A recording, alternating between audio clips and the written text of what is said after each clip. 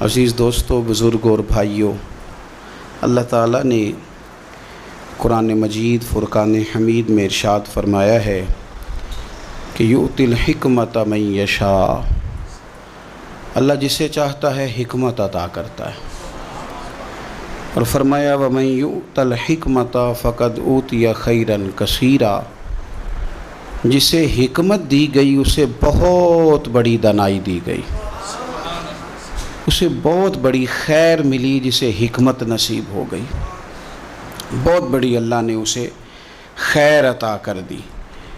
پہلے تو فرمایا کہ حکمت خدا کا فضل ہے، یؤتی الحکمت من یشاء، وہ جسے چاہتا ہے اسے عطا کرتا ہے اس کا فضل۔ لیکن یہ کہ ومن یؤت الحکمت، جسے مل گئی نا یہ حکمت، فقد اوتی خیرا کثیرا، اسے بہت بڑی بھلائی ملی ہے، خیر کثیر اللہ نے اسے عطا کر دی۔ حکمت کے معنی اور مفاہیم کتاب و سنت سے تلاش کریں گے تو حکمت سے مراد قرآن پاک بھی ہے، نبوت بھی ہے، تقوی بھی مراد ہے، فقہ بھی مراد ہے، لیکن عرف عام میں اصطلاح میں حکمت سے مراد دانائی ہوتا ہے، تدبر، معاملہ فہمی، سوچنا سمجھنا، غور کرنا، فقط جذبات کی رو میں نہ بہہ جانا بلکہ بہت ساری چیزوں کو گہرائی کے ساتھ سمجھنا۔ ہمارے ہاں ترجتوں میں جب سے تلخی آئی ہے تو جذبات میں ہیجان بڑھتا جا رہا ہے، لوگوں کے پاس شاید سارا کچھ موجود ہے پر دانائی نہیں، حکمت نہیں، الا ماشاءاللہ۔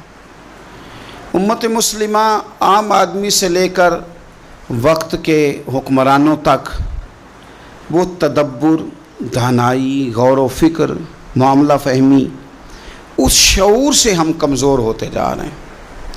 ہمارے خاندانوں کے بڑے، قبیلوں کے بڑے، برادریوں کے بڑے، اداروں کے، تنظیمات کے بڑے، وہ اگر خاص دانائی کے ساتھ، حکمت کے ساتھ، تدبر کے ساتھ معاملات کو لے کے چلیں تو بہت ساری آزمائشوں سے بچا جا سکے، شاید بہت سارے کام مزید احسن انداز میں آگے بڑھائے جا سکیں۔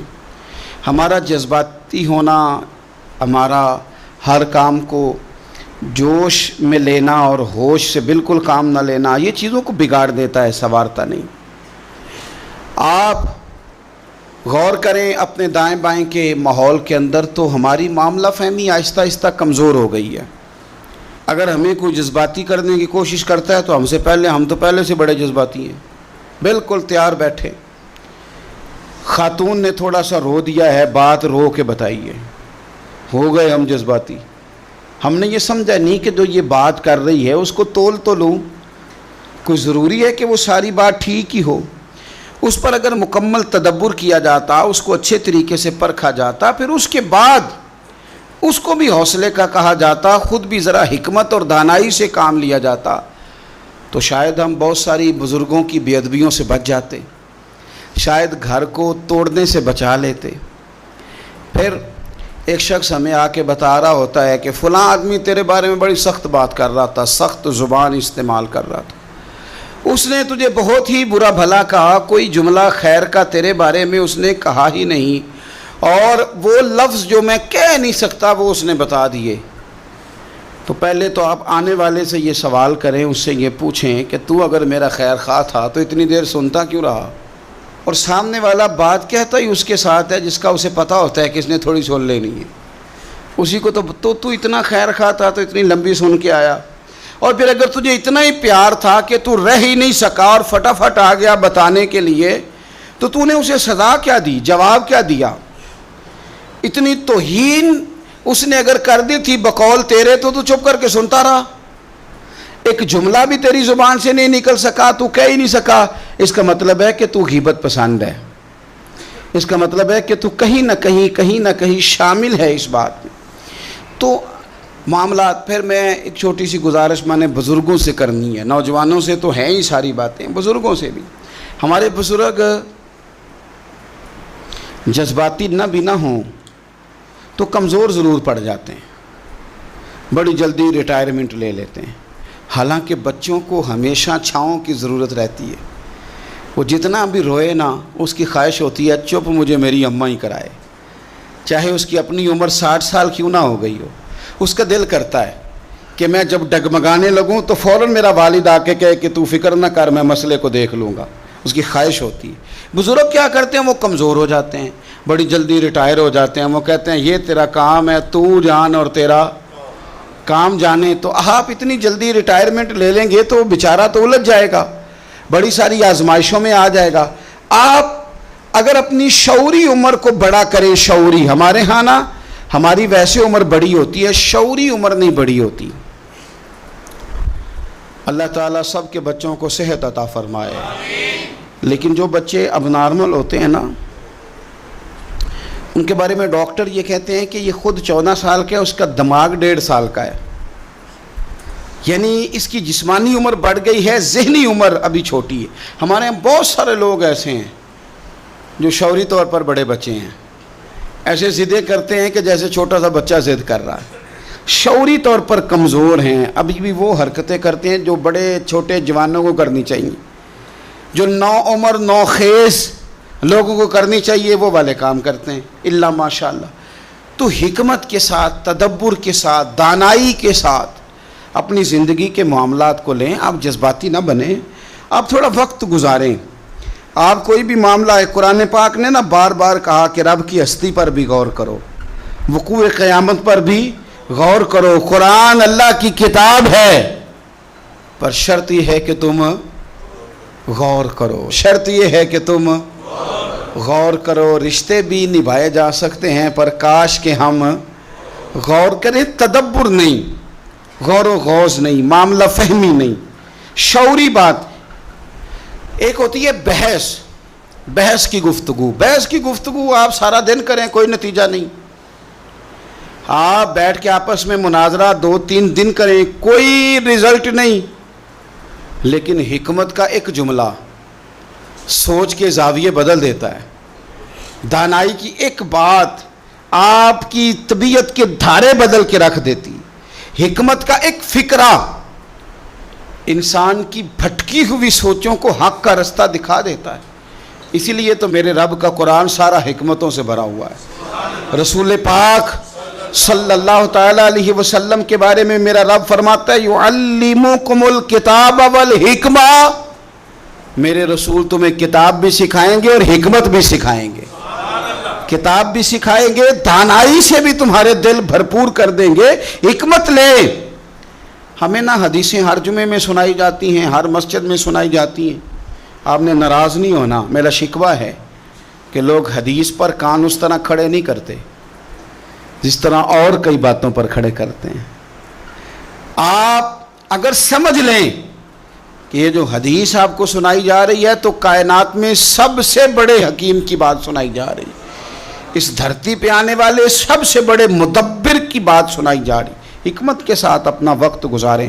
اللہ کے پیارے رسول صلی اللہ علیہ وسلم نے نا ہمیں ایک بات سمجھائی ہے، سنن ترمذی میں حدیث ہے، اور کمال دیکھیے، نبی پاک صلی اللہ تعالیٰ علیہ وسلم نے فرمایا یہ جو حکمت بھری بات ہے نا یہ مومن کی گم شدہ میراث ہے، وہ جہاں بھی ملے نا مومن کا زیادہ حق ہے کہ اسے حاصل کرے۔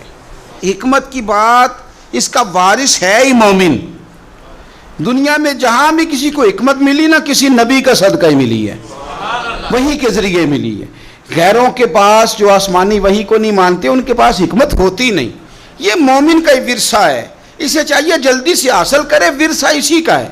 وہ اگر کوئی غیر بھی بات کر رہا ہوگا نا تو فیضان کسی مومن کا ہی ہوگا، وہ کسی مومن کا فیضان ہے۔ حضور فرما رہے ہیں یہ حکمت اور دانائی کی بات، تدبر کی بات مومن کی گمشدہ میراث ہے، جلدی سے حاصل کرو، جلدی سے اس کے قریب جاؤ، جلدی سے اس کے حصول کی کوشش کرو۔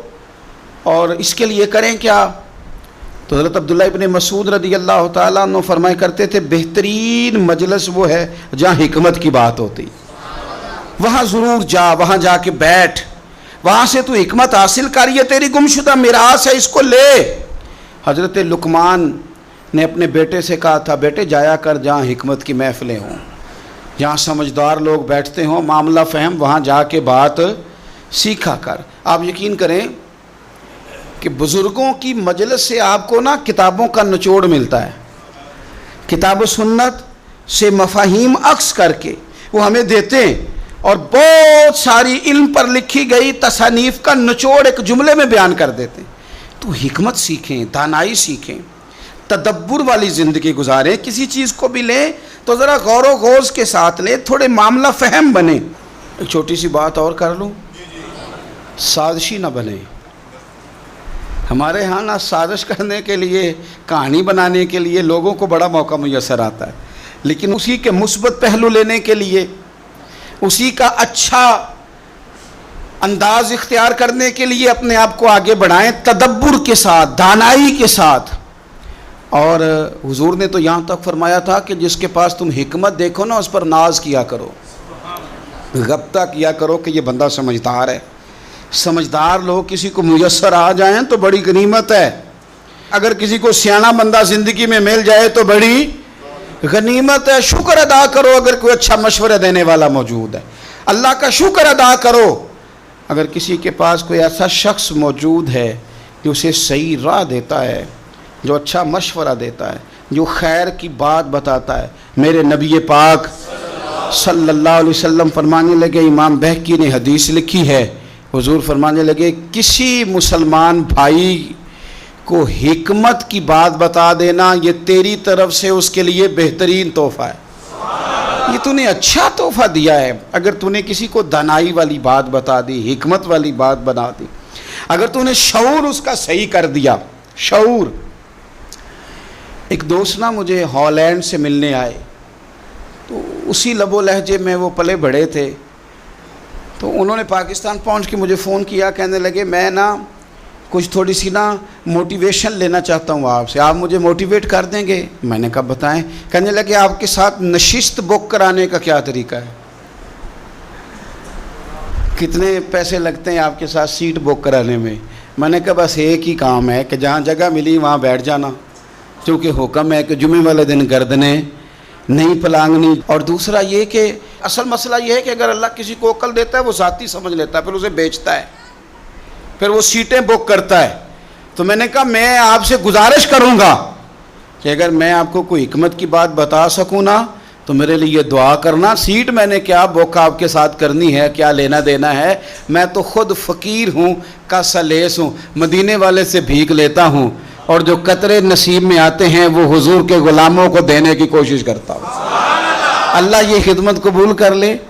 تو باقی آپ کہنے لگے جی نہیں وہ موٹیویشنل جو لوگ ہیں نا وہ سیٹ، میں نے کہا وہ مجھے نہیں پتا وہ کیا کرتے ہیں، اور ویسے بھی جو بکتی بکاتی ہے وہ حکمت تو نہیں نہ ہوتی، حکمت تو انمول ہوتی ہے، جو خریدی جا سکے، جو بیچی جا سکے وہ حکمت تو نہیں نا میرے بھائی، وہ تو انمول شے ہے، وہ تو کہیں سے ملتی ہے، اور اگر مل جائے تو پھر کیا ہی بات ہے، پھر کیا بات ہے، پھر تو ویسے بھی درویش نے کہا تھا دنیا اتے تھوڑے ہی رہ گئے، قدر شناس سخن دے، چند تو لوگ رہ گئے ہیں جن کی سمجھ میں بات آتی ہے، ورنہ تو یہ کہ کئی سنتے ہیں تو خالی سر ہی دھنتے ہیں۔ اللہ تعالیٰ سمجھ کی توفیق عطا فرمائے۔ تو دانائی، تدبر، آپ دیکھیے میرے رسول پاک صلی اللہ تعالیٰ علیہ وسلم کو اللہ تبارک و تعالیٰ نے حکمت عطا کی، کتنی عطا کی؟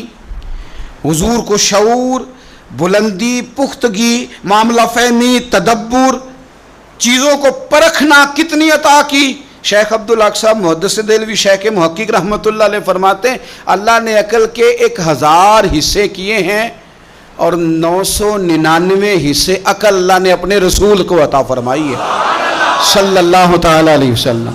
باقی ایک حصہ ساری دنیا کو ملی ہے جس سے انجینئر بھی بنے، سائنسدان بھی بنے، عالم فاضل شیخ مفتی محدث مفکر بنے، 999 تو اللہ نے رسول پاک کو عطا فرمائے ہیں۔ تو جن کے پاس اتنا شعور ہے وہاں سے شعور لینا چاہیے، کہیں اور جانا چاہیے؟ شعور تو سارا حضور کے دروازے سے ملتا ہے۔ آپ ذرا حضور کی حکمت کو دیکھیے گا۔ حضور صلی اللہ تعالیٰ علیہ وسلم کے نا اعلان نبوت سے پہلے کا واقعہ ہے۔ قریش مکہ نے جب تعمیر کیا نا خانہ کعبہ، تو وہ نا چونکہ بات بات پہ لڑ پڑتے تھے، اور میرا قبیلہ آگے جائے گا، میں آگے بڑھوں گا، یہ بڑا مسئلہ ہے، یہ آج بھی کئی خاندانوں میں ہے۔ ہمیں سب سے پہلے پوچھو، ہمیں آگے لگاؤ، ہماری چودراہٹ کا اعلان کرو، ہمیں بڑا تسلیم کرو۔ وہ چھوٹی چھوٹی باتوں پہ، حتیٰ کہ حوض پر گھوڑے کو پانی پلانا ہے تو پہلے میں نے پلانا، اس پر بھی لڑائی ہو جاتی تھی۔ تو خانہ کعبہ کی تعمیر سارے مل کے کر رہے تھے، اب کئی قبیلے تھے، خانہ کعبہ مکمل ہو گیا تو آپ کو پتہ ہے طواف شروع بھی حجر اسود سے ہوتا ہے، ختم بھی حجر اسود پہ ہوتا ہے۔ یہ جنت کا وہ عظیم پتھر جس سے آغاز و اختتام ہوتا ہے، ہر ایک کی خواہش تھی کہ یہ پتھر ہم نصب کریں گے، اٹھا کے ہم لگائیں گے تاکہ قیامت تک یہ اعزاز ہمارے حصے میں آئے۔ اب انہوں نے اس کے لیے تیاری کر لی، قبیلہ عبدالدار کے لوگوں نے تو اس طرح کیا کہ نوجوان بھی جمع کر لیے، تلواریں بھی اکٹھی کر لی کہ جس قیمت پہ بھی ہمیں یہ کام کرنا پڑا، نصب ہم نے کرنا ہے پتھر۔ ایک پیالے میں خون رکھ کے اس پہ ہاتھ ڈال کے انہوں نے قسمیں بھی اٹھا لی کہ ہم یہ کام کریں گے، ہر قبیلہ یہی کہہ رہا تھا۔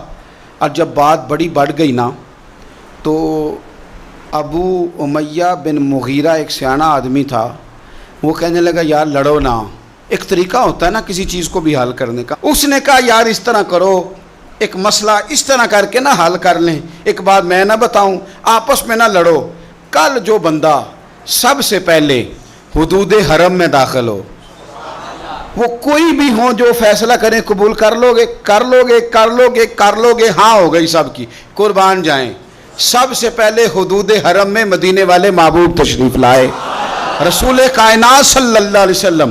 اب تو ہر بندہ خوش ہو گیا، کہنے لگے لو بھئی یہ تو صادق اور امین ہے، اسیر دشمن کی چاہ میں بھی، مخالفوں کی نگاہ میں بھی امین ہے، صادق ہے، معتبر ہے، میرا پیغمبر عظیم تر ہے۔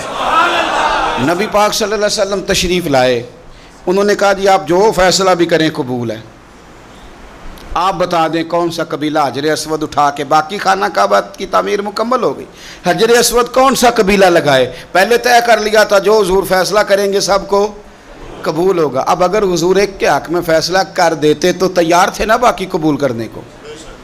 اب وہ سارے قبیلے نظریں حضور پہ لگائیں، نتیجہ نکلنا ہے، یہ سمجھ لیں پاس فیل کا نہیں، فرسٹ سیکنڈ کا نتیجہ ہے۔ کس کو سعادت ملتی؟ ای سعادت بزور بازو نیز کس کو ملتی ہے؟ قربان جاؤں حضور کی حکمت پر، نبی پاک کے تدبر پر۔ اب ایک کو بھی اگر حضور کہتے تو لگا دے تو باقی وعدہ کر چکے تھے مانیں گے، پر یار پریشانی تو ہوتی ہے نا کہ ہم سیکنڈ آ گئے، تھرڈ آ گئے۔ اب یہ سب چاہ رہے تھے سعادت لینا، تو رسول پاک نے نا چادر بچھائی، حجر اسود اٹھا کے رکھا، فرمایا لڑو نا، سارے یہ ایک ایک کونے سے چادر پکڑ لو، قربان جائیں۔ سب نے اٹھا لیا اور اٹھا کے این اس جگہ لے آئے جہاں نصب کرنا تھا، حضور نے اپنے دست مبارک سے پکڑا، وہاں لگا دیا۔ اب کوئی سب سے پوچھتا نا کس نے لگایا ہے تو سب یہی سمجھتے تھے ہم نہیں لگایا ہے، اور آخری فیصلہ یہ تھا ہم سب نہیں لگایا ہے۔ یہ حکمت ہے رسول پاک کی۔ تیرے آگے ہیں یوں دبے لچے فصحاء عرب کے بڑے بڑے، کوئی جان منہ میں زبان نہیں بلکہ جسم میں جان ہے۔ ہم پتہ کیا کرتے ہیں؟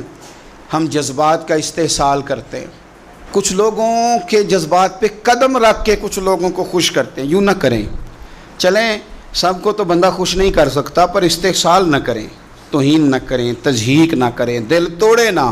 سب کے جوڑ نہیں سکتے تو چلو کسی کا توڑے نہ، سب کے ساتھ تو آپ نہیں چل سکتے، ہر بندے کو تو خوش نہیں کر سکتے، لیکن استحصال نہ ہو، کسی کی توہین نہ ہو، کسی کو یہ نہ محسوس ہو کہ مجھے اہمیت نہیں دی گئی، قربان جائیں۔ سعد بن عبادہ رضی اللہ تعالیٰ عنہ فتح مکہ والے دن نا ان کے ہاتھ میں جھنڈا تھا، لمبردار تھے، کوئی حکمت بن گئی، ان کو معزول کرنا تھا، کسی اور کو ان کی جگہ مقرر کرنا تھا۔ اب فتح مکہ ہے، سامنے قریش ہیں، ان کے سامنے کسی صحابی کو معزول کرنا ہے، فتح ہو رہی ہے، حضرت سعد بن عبادہ رضی اللہ تعالیٰ عنہ جلیل القدر صحابی ہیں، اب ان کی جگہ کسی کو مقرر کرنا ہے، بات بھی کوئی اتنی بڑی نہیں، بس حکمت کا تقاضا ہے کہ ان کو تبدیل کر کے کسی اور کو لگایا جائے۔ یہ شان ہے میرے رسول پاک کی، یہ دانائی، یہ حکمت، یہ تدبر، یہ سمجھ، ساری کائنات کی عقلیں قربان۔ اقبال کہنے لگے عقل قربان کن بپیش مصطفیٰ، کہنے لگے میں نے اپنی عقل حضور کے قدموں پہ قربان کر دی ہے۔ کیا انداز ہے، کیا تدبر ہے، کیا سوچ ہے۔ حضرت سعد بن عبادہ کو معزول کر کے کسی اور کو لگانا تھا، جھنڈا کسی اور کو دینا تھا، سپہ سالار کسی اور کو بنانا تھا۔ پتہ ہے حضور نے کیا کیا؟ نبی پاک نے حضرت سعد بن عبادہ سے کہا تیری جگہ نا جھنڈا تیرے بیٹے کے ہاتھ میں دینا ہے. آپ یقین کریں کہ اپنی جگہ پہ بندہ بیٹے کو بیٹھا دیکھے نا, کوئی اور بیٹھ جائے تو شاید دل ٹوٹ جائے, پر اپنی جگہ پتر بیٹھ جائے تو آنکھوں میں آنسو آ جاتے ہیں کہ لو میری کوئی سیٹ سنبھالنے والا آ گیا, اب خیر صلاح ہے, اب کچھ نہیں ہوتا, اب جو ہے کام چلے گا. حضرت سعد بن عبادہ کو ہٹانا حکمت تھی, لیکن کریم نے ان کے بیٹے کو ہی لگا دیا. کوئی بندہ لب کشائی کر ہی نہ سکا, لوگ دانت دبا کے رہ گئے, یہ کمال.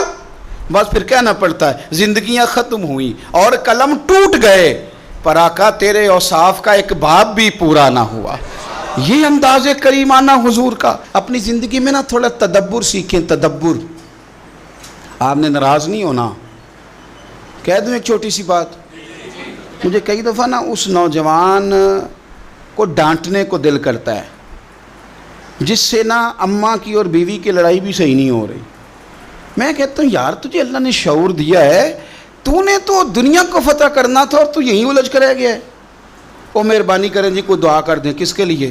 بیوی سیانی ہو جائے, اماں سمجھ. تو میں کہتا ہوں نہ بھی سیانی ہو تو پھر بھی گزارا کریں. آپ کچھ بڑا کام کریں زندگی میں, آپ کچھ انقلاب قوم کے لیے, ملت کے لیے, مذہب کے لیے, نظریے کے لیے, یہیں الجھے رہنا ہے ساری زندگی. آگے بڑھیں. اتنی بھی شعور ہمارے پاس, تدبر کی کمی آ جائے کہ گھر کا نظام بھی ہم سے ٹھیک نہ ہو, یہ ٹینشن لے کے ہی ہم بال سفید کر کے بیٹھ جائیں. تدبر کا معاملہ کریں, حکمت کا معاملہ کریں. بیوی کا اور اماں کا اتنا مقابلہ نہیں ہوتا جتنا سوکنوں کا مقابلہ ہوتا ہے, سوتن کا جتنا مقابلہ ہوتا ہے. تو رسول پاک کی بارگاہ میں تو 11 ازواج مطہرات رہتی تھی, 9 بیک وقت موجود ہوتی تھی. تو تدبر کے ساتھ حضور نے سب کے حقوق ادا کیے, حکمت کے ساتھ سب کے جذبات کا خیال رکھا, ہر ایک کو حضور نے شان دی. تو نے ہر شخص کی قسمت میں یہ عزت لکھی اور آخری خطبے کی صورت میں نصیحت لکھی. حضور نے ہر ایک کو عظمتوں سے نوازا, شان عطا فرما. ہم کیا ہیں, الجھ گئے, چھوٹا سا مسئلہ حل ہی نہیں ہو رہا. تھوڑا تدبر دکھائیں, تھوڑی سوچ آپ بڑی کریں, تھوڑا حوصلہ. اور اس کے لیے نا سب سے زیادہ سہنا اس نے ہے جو سب سے زیادہ سیانا ہے, جو سب سے زیادہ. ہاں یہ اگرچہ پنجابی کا جملہ ہے پر میں نے اس کو پورا نچوڑا ہے, اس کو میں نے نچوڑا ہے, اور یہ بالکل سچی بات ہے کہ عقل ہوئے تھے. ہاں جو سیانا ہے وہ بہرحال پریشان تو عقل ہوئے تھے. اگلی گل میں نہیں جے کرنی, وہ تو انہوں پتہ ہے, لیکن عقل ہوئے تھے پھر تے سوچا چنگیاں نے, اتنی بری چیز. آپ یقین کریں جو سیانا ہے, جو سمجھدار ہے, وہ سب کی سنتا ہے. کئی دفعہ دل کرتا ہے اپنی بھی کہنے کو, لیکن نہیں کہہ پاتے. کوئی حرج نہیں, جن کی سن رہے ہیں ان کو تو تسلی ہو رہی ہے نا, وہ تو سکون میں ہے کہ نہیں. تو تدبر والی, حکمت والی. دیکھیں حضور کا طریقہ نور دیکھیں ذرا. غزوہ حنین کے موقع پہ نا, حنین کے موقع پہ بہت سارا مال غنیمت آیا. تو اسلام کا حسن یہ ہے کہ جو لوگ نیا کلمہ پڑھتے ہیں نا, ان کی تالیف قلوب کے لیے مؤلفۃ القلوب کو زیادہ دیا جاتا ہے, تاکہ وہ ان کا دل ٹھہرے اسلام پر, ان کی طبیعت جمے. اور کئی دفعہ یوں بھی ہوتا تھا جب کوئی کلمہ پڑھتا تھا تو اس کے رشتہ دار ناطے توڑ دیتے تھے, تعلقات ختم کر دیتے, مال و اسباب ملتا تھا تو اس سے طاقت بھی میسر آتی تھی. اس میں سے نا نیا کلمہ پڑھنے والوں میں سے زیادہ لوگ قریش میں سے تھے, مکہ کے رہنے والے تھے, حضور کے قریبی. ان کو جب زیادہ مال ملا نا تو مدینے میں سے کچھ نوجوانوں نے کہا کہ جہاد کی باری آتی ہے تو ہم اگلی صفوں میں ہوتے ہیں, اور مال بٹا ہے تو ان کو زیادہ ملا ہے. ایک نے یہاں تک کہہ دیا کہ ہماری تو تلواروں سے ابھی بھی خون ٹپک رہا اور مال ان کو زیادہ مل گیا ہے. نبی پاک صلی اللہ تعالیٰ علیہ وسلم نے حضرت سعد بن عبادہ کو بلا کے فرمایا یہ بات ہوئی ہے؟ یا رسول اللہ ہوئی ہے. فرمایا بلاؤ نا سب کو حضور نے ایک جگہ پہ جمع فرمایا.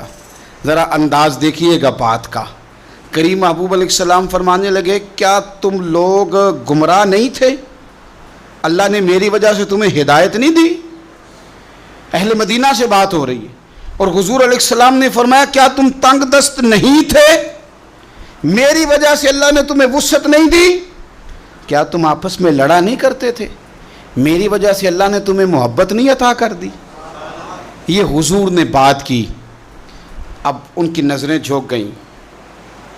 کیا کہتے ہیں؟ کہتے ہیں یا رسول اللہ، اللہ اور اس کا رسول ہی بلندیوں والے ہیں، اور اللہ اور اس کے رسول کا یہ احسان ہے سارا ہم پر۔ اب حضور سامنے والے کے جذبات اور اس کے ان بات، حضور کہہ دیتے، ڈانٹ دیتے، کوئی بات کر دیتے، حضور کرتے تو اس کو بھی قبول کرتے، لیکن حضور نے ڈانٹ کر بات کو کچلا نہیں، بلکہ حکمت کے ساتھ جذبات کو ایک نیا رخ عطا کیا۔